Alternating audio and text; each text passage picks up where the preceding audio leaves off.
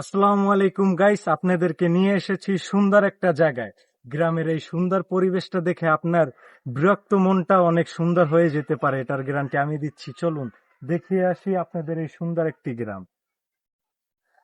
আপনারা দেখতে পাচ্ছেন এই গ্রামটি মনে হয় যে কোনো একজন আর্টিস্ট সুন্দর করে আর্ট করে রেখেছে, যেন রং তুলির ছোঁয়া পেয়ে মনোমুগ্ধকর হয়ে গেছে এই গ্রামের পরিবেশটা। আশা করি আপনাদের অনেক ভালো লাগতেছে এই সুন্দর ধান ক্ষেত এবং ছোট্ট এই কলা বাগানটি, তার সাথে বয়ে গেছে ছোট্ট একটি খাল। এটাকে আমরা গ্রামের ভাষায় বলি সোতা খাল।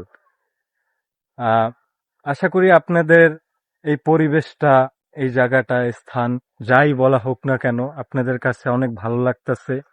আর গ্রামের সবচেয়ে মনোমুগ্ধকর এই যে মিষ্টি বাতাসটা আর মিষ্টি রোদ, যেটা কিছুক্ষণ আগে ছিল, মেঘের কারণে ঢেকে গেছে। আশা করি আপনাদের এই পরিবেশটা অনেক ভালো লেগেছে, খুব সুন্দর।